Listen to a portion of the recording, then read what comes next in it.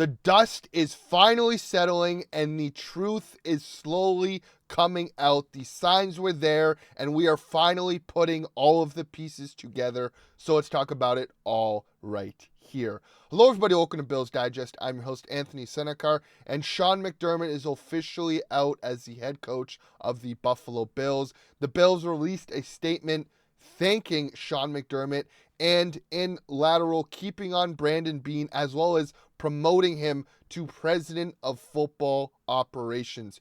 This has been a complete blunder by the Bills. I don't think the Bills took in consideration the outlash that would come from this. I thought that Sean McDermott was safe. It was going to be Brandon Beane. What does Pegula do? Well, Pegula does the other move, promotes Brandon Beane to president of football operations as well as a general manager, fires Sean McDermott, who brought the Bills out of complete misery, and now stuff is leaking out of what the truth of how it really worked at One Bills Drive, and we got it all for you right here. But before we get into that, let's have a quick word from our sponsor. Today's video is brought to you by Kalshi. Kalshi is the largest prediction market in the U.S.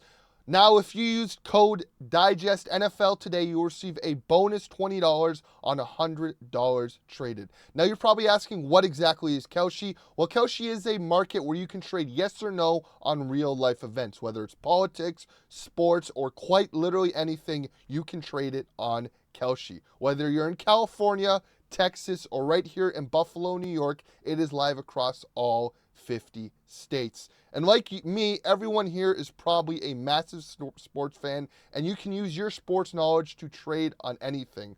Game outcomes, player awards, playoff chances, anything you can trade on Kalshi on a regulated market and cash out at any time. For me personally, I am trading heavy on the next coach of the Buffalo Bills. Right now, Clint Kubiak is the leading guy everyone is trading for, but if you want good value, take a look at Davis Webb to become the next head coach. I think if you trade yes on that, you can get some very, very good value. Again, if you're a sports fan, I think Kalshi is the place for you to be because you can use your sports knowledge and trade on anything on a regulated market and cash out at any time. Again, if you use code DIGESTNFL, you'll receive a bonus $20 on $100 traded at Kalshi. Thank you to everyone at Kalshi. Now let's get into the rest of today's video. Now, like I said, guys, stuff is slowly leaking out. We are kind of seeing how the hierarchy worked at One Bills Drive. We thought Sean McDermott and Brandon Beane worked together and both reported to Terry Pegula. It was kind of a group effort to try and make a roster that fit what Sean McDermott wanted to do, while Brandon Beane constructed what McDermott needed, as well as thought about the future. Now, stuff is coming out. The order in the hierarchy has been very much questioned, and it is leaking out. A big part of the move to fire McDermott that none of us know about is how much influence he had over roster construction. Pegula obviously knows the internal workings. Did McDermott have say on certain moves that didn't work that led to internal conflict or a power struggle? Well, I think we are starting to see that a power struggle was there for the past few years. Tim Graham of The Athletic reported, Beane reported directly to Pegula, not McDermott. Beane has admitted to me that he has made bad picks with Basham. Did McDermott have say? Of course. Will Josh Allen have say? Of course. Does Pegula have the ultimate say? Of course. It is all what degree and what we know exactly. On top of that, the hierarchy should be, if there's an injury, you report to the coach, then to Brandon Beane, and we try and figure out an influence of what happened. Well, Brandon Beane had this weird rule where Bills training and medical staff all reported to Brandon Beane. That's why when asked about long-term injuries and IR stuff, McDermott frequently qualified not from what I have been told. Now again, we have had numerous instances where Sean McDermott would say this. You have the cornerback injury that they had early in the season with the neck, the Dorian Strong. He didn't really know what was going on. There were numerous times where he would be asked about guys opening up IR windows. He wouldn't be sure. After games, there would be injuries. Sean McDermott would go in and say, I'm not really sure, when a report already came out of what was going on. So obviously there has been heads colliding and heads butting heads for the past few years. And the coexistence of Sean McDermott and Brandon Beane slowly deteriorated over time, and it has kind of fully coming to light now. On top of that, during the season, we saw tea leaves of the coexisting and the headbutting slowly there. We kind of saw major instances. A big talking point was obviously receivers. Another instance was that of the Darius Slay instance. Sean McDermott made it a point that he was angry that Jamarcus Ingram was put onto waivers, and he was very disappointed that Darius Slay did not report. That, now knowing what we know, that was a sign that Sean McDermott and Brandon Beane were not on the same page. The Bills will always want to roll out with 4 cornerbacks, and a reason that Maxwell Hairston got injured was because the Bills did not fully have 4 real true corners. They picked up Darnell Savage off waivers, and that was a safety, not a corner. And a reason Hairston was out there was because Sean McDermott was hand-tied, because the Bills put in a claim for a player who did not want to play for the Bills.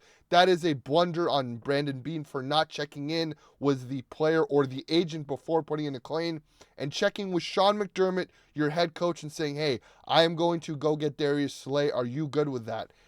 Obviously, some friction right there between the two, and kind of the first sign of the head poking out.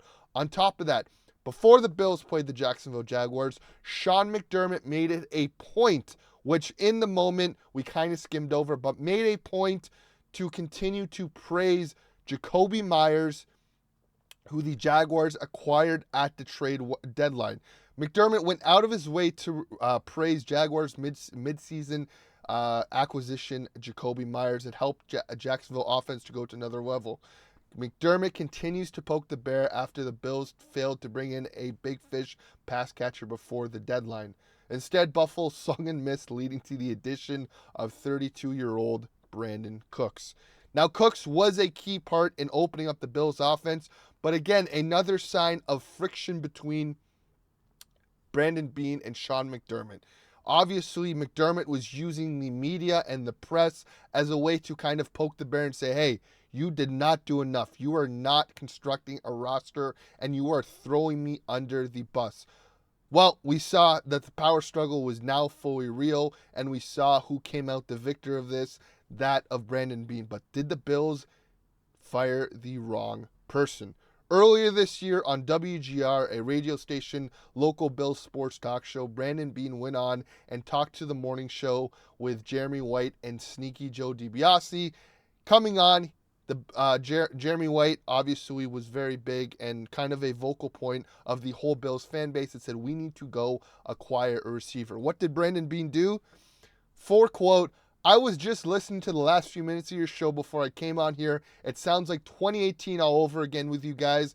Beane said you guys were bitching in 2018 about Josh Allen, and now you guys wanted Josh Rosen. Now you guys are bitching that we didn't have a receiver. I don't get it. He continued to point to, we put up 30 points last year. We do not need a receiver.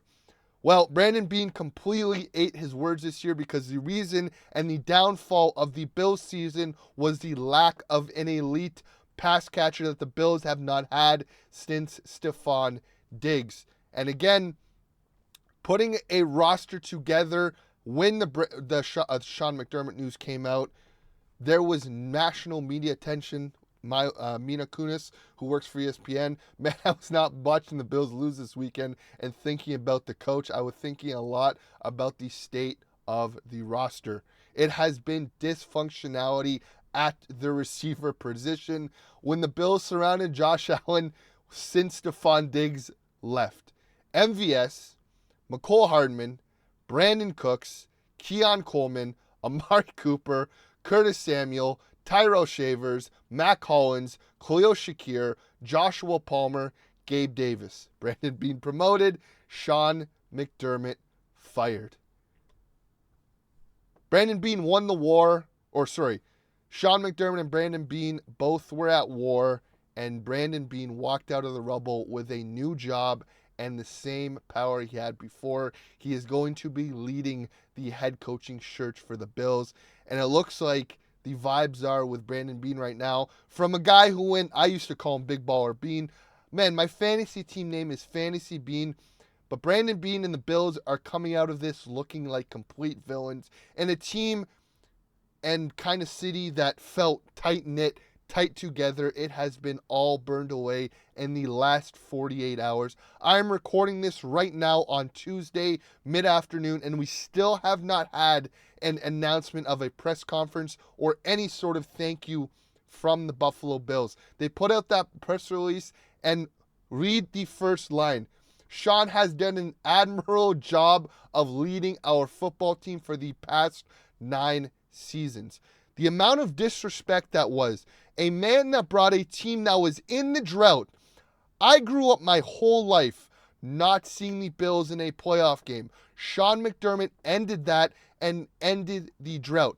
Yes, he had his shortcomings, 13 seconds and all that, but we saw development as a coach and growth as a coach. But with Brandon Beane, it has turned completely. It used to be McBeane, but now we are seeing it was not McBeane anymore. They both fought for each other, and now Brandon Beane's ego is being tested, and more is coming out of kind of the man that he is. PFF, Sam Monson of PFF was talking on Twitter. God, I hope a reporter asked Brandon Beane if he thinks the Bills need to upgrade receiver first. God, I hope a reporter asked Brandon Beane if he thinks the Bills need a receiver upgrade in his first appearance answering media questions. You've said in the past that Beane would get upset over PFF grades and message you guys at PFF, right? Not a message threatened to pull the business. This is not a guy that should be running the team. If you are not growing and not learning and having such thin skin, you are not going to last. But somehow, Brandon Beane is the general manager and president of football operations, and Sean McDermott is looking for a new job. This has been, like I said, a PR blunder by the Bills. The Bills are already losing control of the narrative.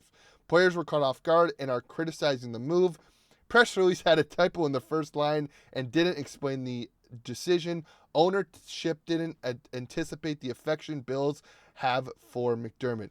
Josh Allen has not spoken or said anything. So again, is it A, Josh knew about this and why he was so sad and crying after the Broncos loss was, hey, I felt like this was on me and I just lost my head coach, the only coach I've ever known. I just lost him his job. Or the Bills saying, don't you talk to the media, don't you say anything, let us come out with this. From the vibe that I am getting, the Bills are not going to have any sort of press conference with the media and explaining the Sean McDermott situation until they have a new head coach and shiny toy to kind of deflect the blame. We have seen it with the Buffalo Sabres. Pagula has had numerous blunders throughout the years with the Sabres. Kevin Adams, Jason Bottarelli, Ralph Kruger, again, just constant blunders. A guy that just wants yes men around him. I am starting to think that Sean McDermott, the biggest reason he didn't come out of this war and battle and lost his job was Beane was in Pagula's ear saying, hey, it's McDermott, it's McDermott, it's McDermott. It's not me. I built a roster that was so elite. Stuff is coming out right now in the media. Ian Rappaport reported yesterday that people within the building felt that the Bills had a championship roster. In what world is this a championship roster? The Bills and us fans were thinking, hey, we just lost Tyrell Shavers and Gabe Davis. Street acquisitions in Gabe Davis and a developmental receiver, and we thought, how are the Bills going to go from that? Brandon Cooks, a 32-year-old veteran, was a focal point of the Bills' offense. Brandon Beane failed to get assets and pieces to build around in the receiving threat for the Bills. Dalton Kincaid, injured numerous times. Your superstar, unicorn of a quarterback, was getting smoked week in and week out, sacked the most of his career because you could not get receivers that can open up and get the game going and get the ball out of Josh's hands. On the defensive side of the ball, numerous assets were dealt and poured into that defensive line, and we have nothing, no elite pass rusher to show for it. Ed Oliver is a B+, tier defensive tackle. Greg Rousseau, like I've said numerous times, is someone who needs an elite pass rusher on the opposite side. He is not an A-plus, A-tier guy. So what are we going to do? Obviously, Beane knows that blood is on his hands. The McDermott firing is on him, and he is going to have a point to prove. He is going to look at all the necessities he can, and there's going to be some home run moves and home run swings, because I think Beane understands that if next year it is not at least an AFC championship, Beane is out of that building. On top of all of that, more stuff came out that there was a meeting. I'm told that there was a meeting 5 weeks ago between McDermott, Beane, Pegula. The coach pointed out that the roster lacked to win a Super Bowl. I don't know the specifics McDermott mentioned, but I'm told neither Beane nor Pegula was pleased with McDermott's assessment. That should tell you all you need to know. McDermott saw the flaws. Beane said there are no flaws. Beane got into Pegula's ear early and said there are no flaws. Pegula agreed with Beane, said I am giving him an all-star roster, a superstar roster. He should be getting to the Super Bowl. McDermott had his flaws. 13 seconds, numerous outings against the Chiefs, and so on and so forth, the blunder against the Cincinnati Bengals. But we saw growth with McDermott. The McDermott of 3 years ago is not the same McDermott now. McDermott was putting on master classes on the defensive side of the ball. Listen, he had his blunders during the Broncos. A 3rd and 11, played a soft zone, didn't send heat when he should have, so on and so forth. Do I think that firing McDermott was a good move? I think that it was something that was on the table that should have been done. But I think if you're going to do that, you got to fire Beane, who constructed this roster, and fire McDermott. At best, you fire Beane, who put together this abysmal roster, and you keep McDermott for 1 more year, let him bring in a GM, see what the GM does. If not, you fire McDermott, the GM, so on and so forth. But we're going to go in this cycle now where Beane has this 2-year window, doesn't work out. What happens 2 years from now if Josh Allen requests a trade from the Buffalo Bills? Let's not forget, Terry Pegula has seen this before with the Buffalo Sabres, and Jack Eichel requested a trade away, which was their version of Josh Allen, and he goes to the Las Vegas Golden Knights, and the Sabres are in a blunder for years on and years. Laughingstock. Now they've kind of picked up the pace. They're kind of looking like a playoff team now, but it's just frustrating that the joke was within Buffalo was that, hey, whatever's going on with the Sabres, let's hope it doesn't touch the Bills. It didn't, but now it seems like it might be touching the Bills, and it is a scary time for Bills fans, but it looks like the truth is coming out. As we saw, there's a lot going on, a lot to unpack, and a ton of rifts that were affecting the locker room and affecting the hierarchy of the Bills. But I want to hear from you guys down below in the comments. What are your thoughts on this whole situation? What are your thoughts on what the Bills can do next at head coach? And what are your thoughts on Brandon Beane as a general manager and now president of football operations? Let me know down below in the comments. Love to hear from you guys as always. On top of that, if you are not subscribed, subscribe down below. We are so close to 2,000 subscribers, and we are going to appreciate every single one of you. It is going to be a long off season. I didn't think it was going to be this long after the Broncos loss, but we are looking for a new coach. The draft is around the corner. Free agency is around the corner. This is a pivotal free agent or a pivotal offseason in the development of the Josh Allen Buffalo Bills, because this might be the biggest one since the end of 13 seconds. So subscribe and stay in touch, stay informed, and go Bills.